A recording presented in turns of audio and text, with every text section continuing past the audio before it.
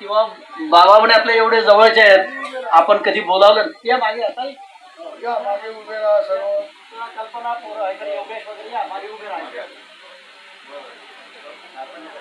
आज संन्यास धर्मात प्रवेश करत आहेत परमादरणीय परमश्रद्धेय कवीश्वराचार्य माऊरपीठाधीश श्री बाबाजी यांच्या शुभ हस्ते त्यांना कातर लावून गुरुवर्य उपाध्याय निमित्त करून ते संन्यास दीक्षा घेत आहेत. आमचे गुरुबंधूच ते होत आहेत. आधी गुरुबंधूच होते, दीक्षेनंतरही ते गुरुबंधूच आहेत. आणि दीक्षेचा त्यांनी निर्णय घेतला. आमच्या ताईंना थोडासा संकोच वाटायचा, बाकी सुनांना संकोच वाटायचं की आमचे तुम्ही आता सगळे मुख्य पुरुष तुमच्याशिवाय कसं होणार. परंतु त्यांचे ज्येष्ठ चिरंजीव सद्भक्त श्री योगेश लडी अतिशय समजदार मुलगा, त्याने आईची समजूत घातली, भावांची समजूत घातली आणि सगळ्यांना सांगितलं की एक चांगलं काम ते करत आहेत, त्यांच्या इष्टाच्या आड आपण येऊ नये. ते घेतो म्हणतात दीक्षा घेऊ द्या, आपण सहकार्य करू. आणि अशा प्रकारे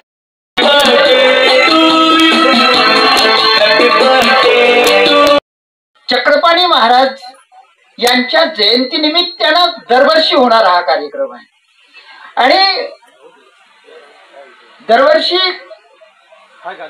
चक्रपाणी जयंती कार्यक्रम यावर्षी जरी थोडा उशिरा होत असला तरी कार्यक्रम मात्र महत्वाच्या दिवशी होतो आहे. मगाशी आपण उल्लेख केला की या कार्यक्रमाचं कलशारोहण 11/1 ला झालंय. आज योगायोगानं तारीख अशी आली की तारखेत 11/1 असं झालेलं आहे. असा हा महत्वपूर्ण दिवस आहे. आणि हा महत्वपूर्ण दिवसाचे त्या कार्यक्रमाचे अध्यक्ष परमपूजनीय आदरणीय श्रद्धेय माऊर पीठाधीश आदरणीय श्रद्धेय श्री बाबाजी, या संपूर्ण कार्यक्रमाचे सर्वा परमपूजनीय आदरणीय श्रद्धेय मकरदोकडा निवासी आमचे श्री मोठे बाबाजी, त्याचप्रमाणे या कार्यक्रमाला उपस्थित परमपूजनीय आदरणीय श्रद्धेय चिंच भवन येथील बाबाजी, परमपूजनीय आदरणीय श्रद्धेय मोद्यावरून आलेले आमचे महंत श्री भाविकराज बाबाजी, परमपूजनीय आदरणीय श्रद्धेय माधवराज बाबाजी चिरडे, त्याचप्रमाणे परमपूजनीय आदरणीय श्रद्धेय विद्वत रत्न आमच्या परिसरातील या मानभाव पंथाचं भूषण आणि तुम्हा आम्हाला सर्वांना परिचित की ज्यांच्याकडून पोथी प्रवचनाचं आपण नेहमी श्रवण करीत असतो असे आदरणीय श्रद्धेय आपणा सर्वांना सुपरिचित श्री नितीन दादाजी बांधकर, त्याचप्रमाणे परमपूजनीय आदरणीय श्रद्धेय तपस्विनी आमच्या प्रेमाताईजी बांधकर, परमपूजनीय आदरणीय श्रद्धेय आमचे मित्र खंडारकर बाबा येणार होते पण ऐन वेळेवर तब्येत बिघडल्यामुळे ते येऊ शकले नाहीत. पण त्यांचे प्रतिनिधित्व करण्यासाठी उपस्थित आमचे प्रणव दादाजी, त्याचप्रमाणे अतिशय संघर्षातून, अतिशय म्हणेल मी संघर्षातून, ज्यांनी शास्त्री पदवी केली, शास्त्री पदवी झाल्यानंतरही जे शिक्षण घेतलं ते डॉक्टर एड झालेत. एका कॉलेजमध्ये ते प्राध्यापकही झालेत. संघर्ष त्यांच्या पाठीशी इतका जबरदस्त लागलाय, त्या संदर्भात अधिक बोलणार नाही. परंतु असं संघर्षप्रवण व्यक्तिमत्व आमचे डॉक्टर गोविंदरावजी शास्त्री, त्याचप्रमाणे या सभेकरता आमचे हरिराज बाबाजी, उपस्थित आपण सर्व बंधू आणि भगिनींनो, खरं म्हणजे तसं मला सुद्धा यावेळेस म्हणजे अनेकदा या कार्यक्रमाला उपस्थित राहण्याचं भाग्य मिळालं. अतिशय महत्वपूर्ण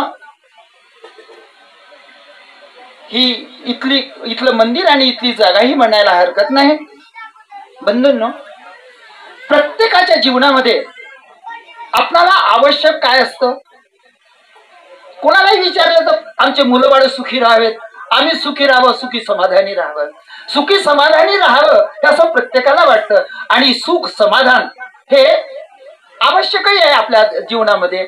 मग ते जे जीवन आहे ते आत्यंतिक सुखाकडे वाटचाल करणारं जरी जीवन असलं, जसं आमचे भाऊ आज बाबुराव लढी दीक्षा घेत आहेत, आत्यंतिक सुखाच्या मार्गावरून हे आरूढ होऊन फक्त एवढंच सांगू इच्छितो की ज्या चक्रपाणी महाराजांनी या संपूर्ण विश्वामध्ये ग्राम स्वच्छता अभियानाचं महत्वपूर्ण अभियान 800 वर्षाच्या आधी सुरू केलं, त्या चक्रपाणी महाराजांचा च्या निमित्तानं दरवर्षी होणारा हा कार्यक्रम, या कार्यक्रमाच्याही निमित्तानं 75 उपहार झालेला आहे. आणि हा संपूर्ण सोहळा या ठिकाणी संपन्न झाला. आणि माझ्याकडे ही धर्मध्वजाची एक सेवा आयोजकांनी सोपविली. ही धर्मध्वजा याचं जे माध्यम आहे की मठ, मंदिर, आश्रम, बाबांनी आता सांगितलंय आमच्या की हे जे मंदिर आहे हे मंदिर दुसरीकडे कुठेतरी होणार आहे आणि त्या मंदिराच्या माध्यमातून धर्माचा प्रचार आणि प्रसार होण्याचं एक महत्वपूर्ण केंद्र त्या ठिकाणी निर्माण होणार आहे. धर्मप्रचार प्रसाराचं केंद्र. ही धर्मप्रचाराची धर्मध्वजा सदोदित चारही दिशाला फडकत राहो अशी मी जगन्यंत्या परब्रह्म परमेश्वरांनी प्रार्थना करतो. आणि बाबुराव दादांनी जे अनुसरण घेतलंय ते अनुसरण जाणार याची निश्चिती असल्यामुळे मी परत तरी परमेश्वरच्यांनी प्रार्थना करतो आणि वक्तव्याला विराम देतो. जय जयकार करू म्हणा. श्री चक्रपाणी महाराज की जय. धन्यवाद.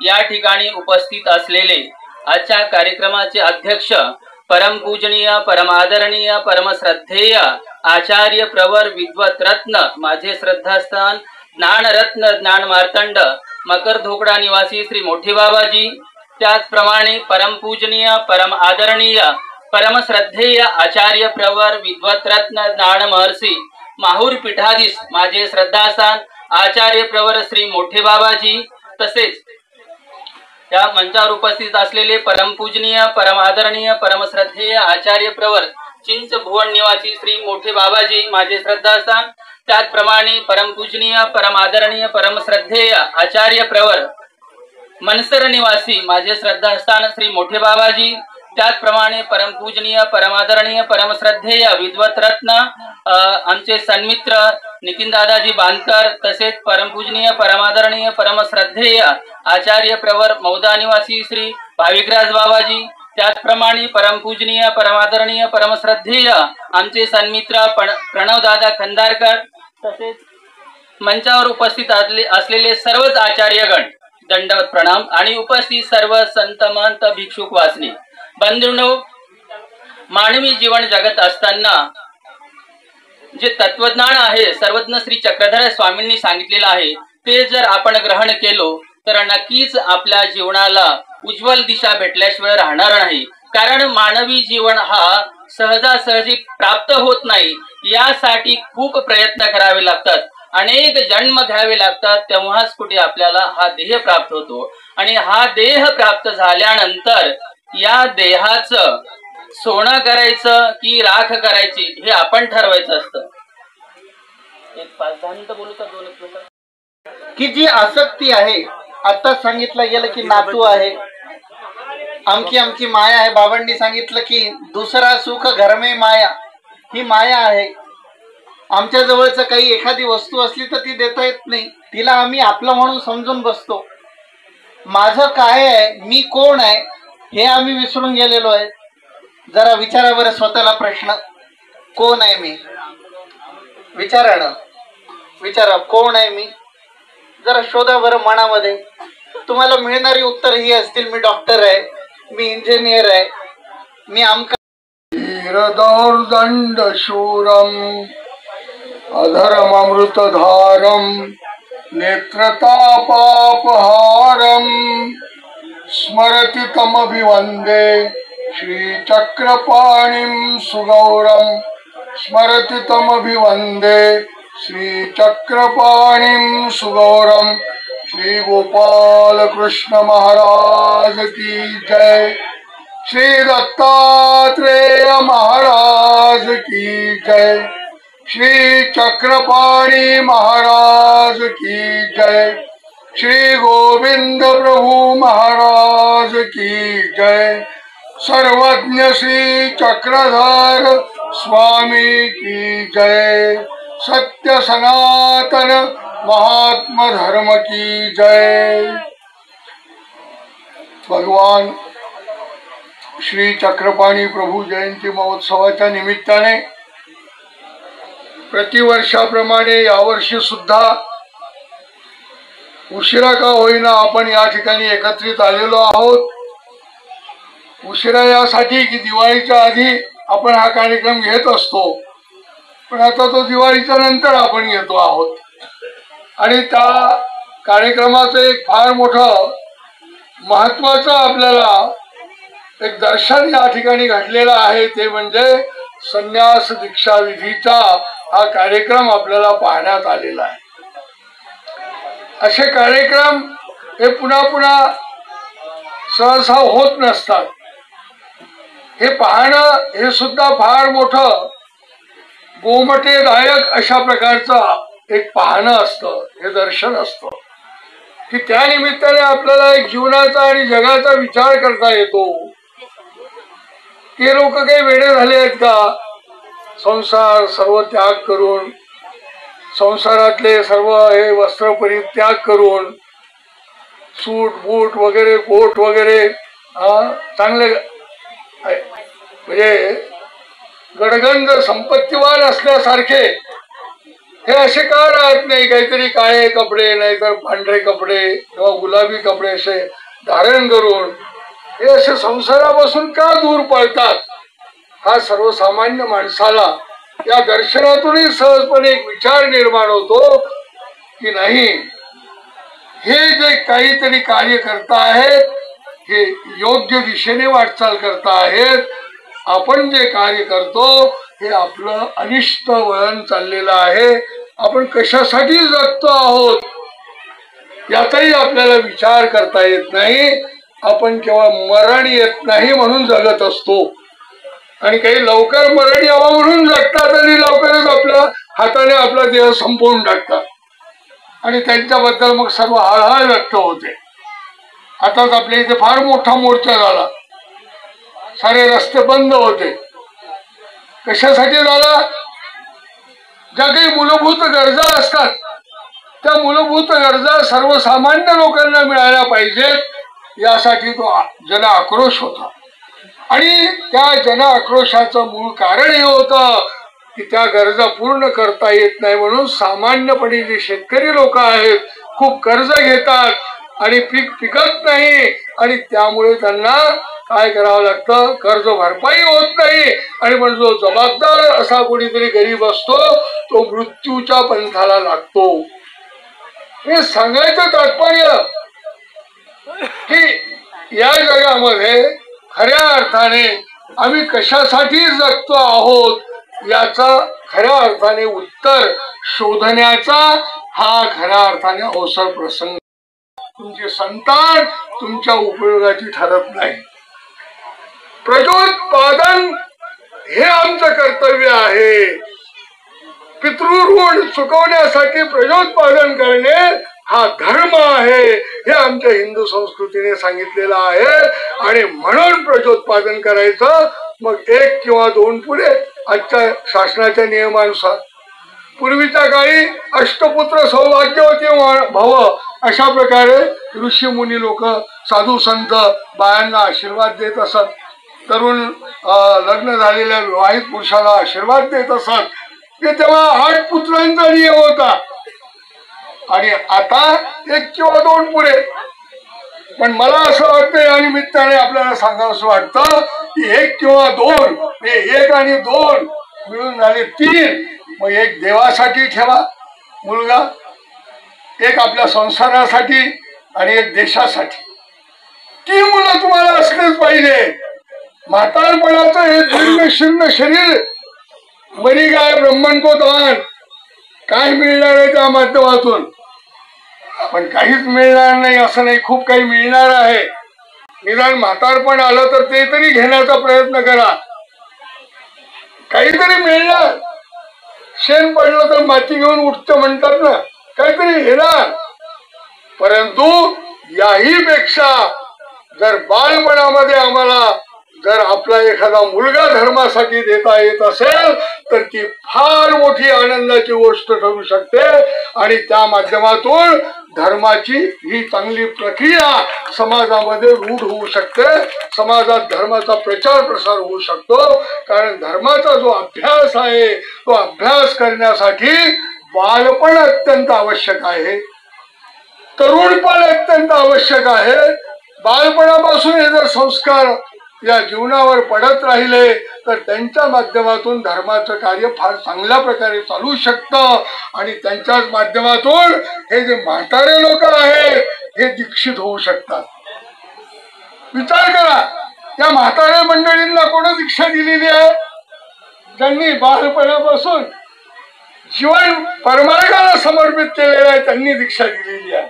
बहुसंख्य चिंतन केल्यानंतर आपल्या असं लक्षात येईल की ज्यांनी धर्माला जीवन समर्पित केलं, ज्ञानाला जीवन समर्पित केलं, समाज कार्यासाठी जीवन समर्पित केलं, अशा पद्धतीच्या लोकांचा आदर्श या सर्व समाजाला प्राप्त होत असतो.